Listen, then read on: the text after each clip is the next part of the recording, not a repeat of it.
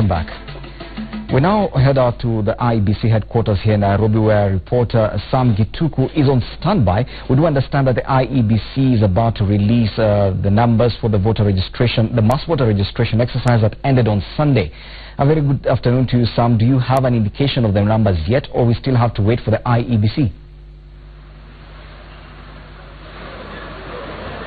Right, good afternoon to you, Fred. As you said, the IEBC is expected to, in about 30 minutes, release the data, the numbers, as we have been calling them, in terms of how many people have been registered for the 35 days that had been allocated, or rather allowed, for the mass voter registration. And of course, this is a crucial moment, especially for the political parties, which will be waiting for those numbers to be in a position to map out and see how are they faring in terms of how many new voters have been netted in their strongholds. And of course, as we proceed on and wait for those figures, it will also be very critical to see, for instance, how are people voting in the year 2013, and how is that framework supposed, or rather likely, to change depending on the numbers that you'll be receiving. But also, Fred, something very important which we've been seeing from the previous times that the IEBC has been releasing figures, is that out of the target of 6.1 million new voters, they may not have been in a position to achieve that. It could be anything between 3.5 million and 4 million. Of course, these are figures that we'll be expecting to be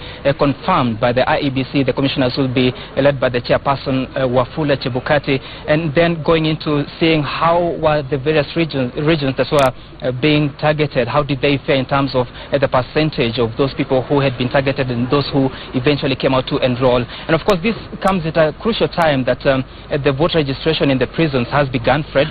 We've been told that out of the 119 prisons across the country, the registration is supposed to begin.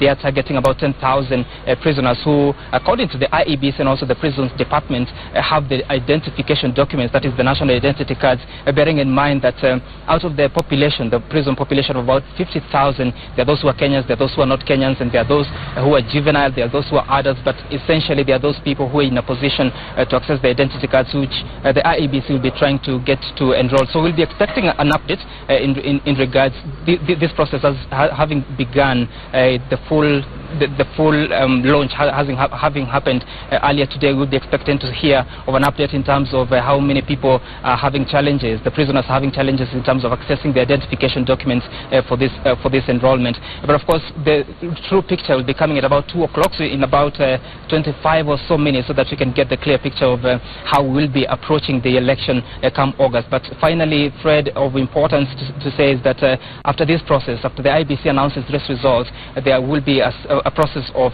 cleaning up the register, bearing in mind that before this process began on January 16th, there had been 15.3 million voters who had been registered. But of course, that is a register that the IEBC has been saying that there could be some people who have died, or there could have been cases of double registration. So this is a process that has to be gone through to clear all those names which do not belong to that register. But for more details, we'll be expecting to hear from the IEBC starting 2 o'clock. Fred. Well, thank you, Sam Gituku there for coming to us live from the IEBC headquarters here in Nairobi. Of course, we do expect the IEBC to release the final figures from the mass voter registration exercise that ended on Sunday. Well, next up is the business news.